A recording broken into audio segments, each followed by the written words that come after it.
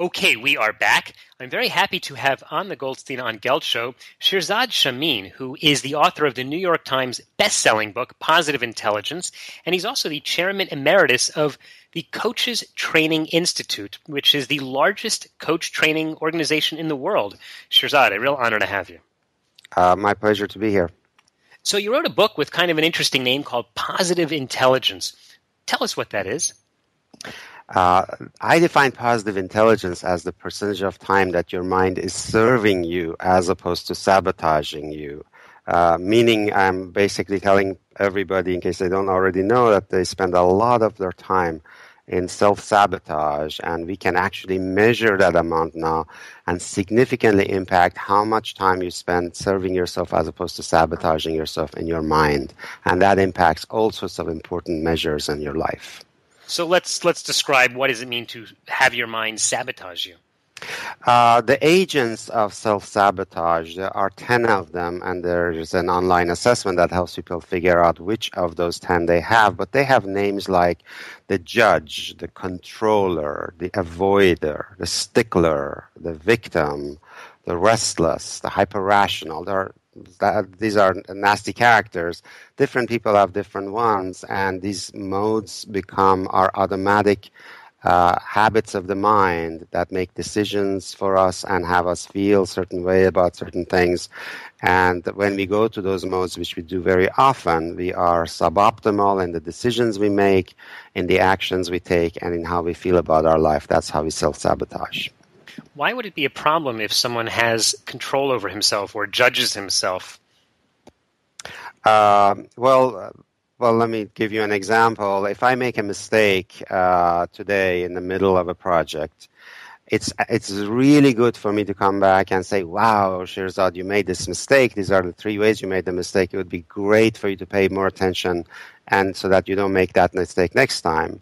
That's a thoughtful way of dealing with that. But when the judge voice comes in, it starts berating me, reminding me what a loser I am, reminding me how I'm going to screw up the rest of my life, reminding me at 3 a.m. the next morning when I'm trying to have a sleep, reminding me the next day. That's not very helpful.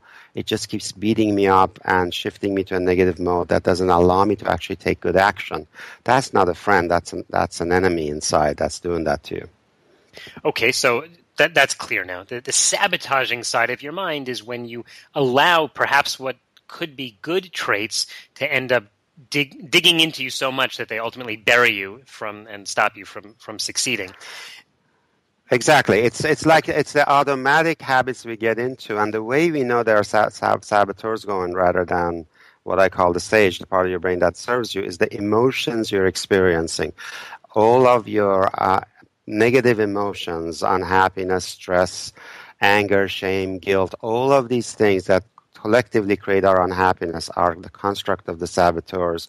Because what we describe is that you can deal with the same exact problems and the same exact challenges using a part of your brain that I call your sage, the friendly voice in your head, that has you absolutely deal with quite a lot of power and insight with whatever is happening, but never go to those negative feelings and feel curious, feel compassionate, feel creative, all of those wonderful things as you deal with the problem, having a much better experience of life and also much better results in your life.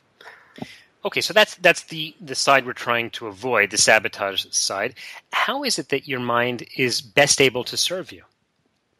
I talk in the book. The book, by the way, is based. I lecture on this at Stanford University. This positive intelligence is based on a lot of neuroscience, and basically what we describe is that your brain is made up of 2 main regions. One region I call the survival brain. It's the survival brain that gives rise to all of these negative emotions and to your saboteurs.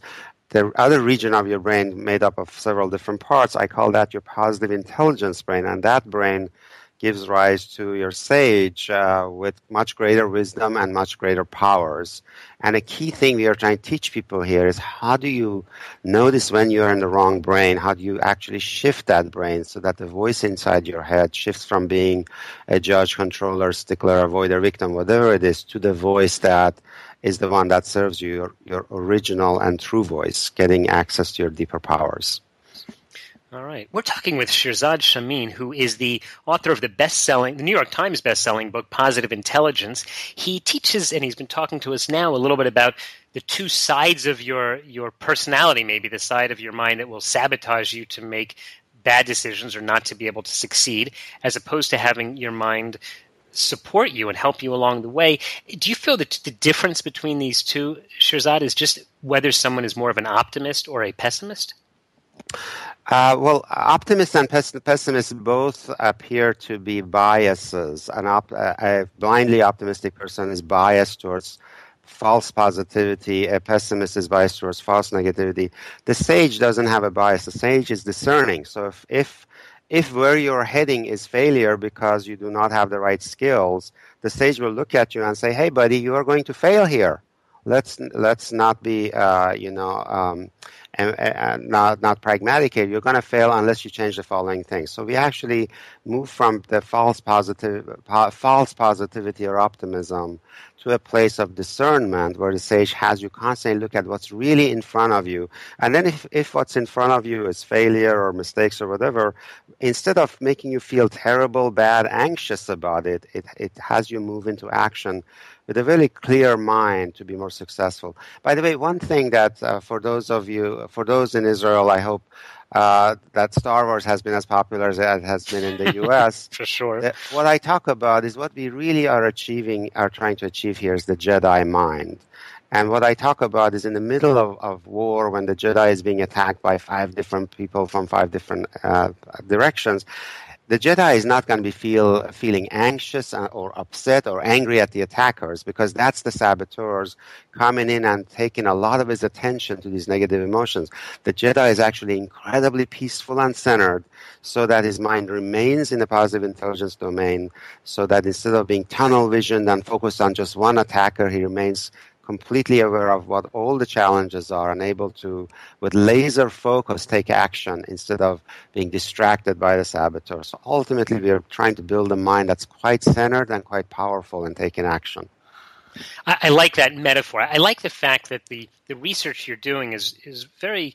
It's crossing from one area to the other. It reminds me a lot in the book that I am coming out with now with world chess champion Susan Polgar about how the strategies of chess can be applied to investing. Mm-hmm. The name of the book is called Rich as a King.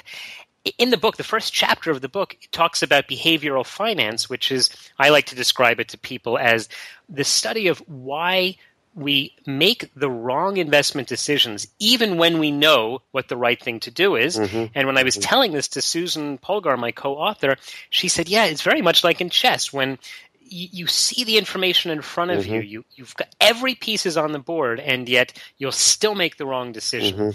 And I think it's interesting that you have obviously found that, I assume, across the board in many disciplines. So let's focus this. Shirzad, this is a personal finance show, and I'd like people to take away something very practical from you mm-hmm. and from your research. If you could give a strategy to, a regular person who's mm-hmm. managing his retirement plan or his brokerage account in order to be able to make better and more controlled decisions, mm-hmm. what would you suggest? Well, the key way we know that you're in saboteur mode rather than sage mode is the emotions that you're experiencing. So I could imagine a lot of emotions associated with financial investments have to do with fear and stress, and that's when you make a lot of wrong decisions. Or with optimism that's not based on facts, which again comes from some of the saboteurs. So the key thing that I would say is, as you're about to make a very important decisions on your personal finance, I want to make sure you have shifted yourself to the positive intelligence region of the brain and listening to the deeper wisdom of your own sage voice rather than the reactive mode of your saboteurs. It doesn't matter which of those saboteurs. And let me give you a simple technique for how to shift. Great.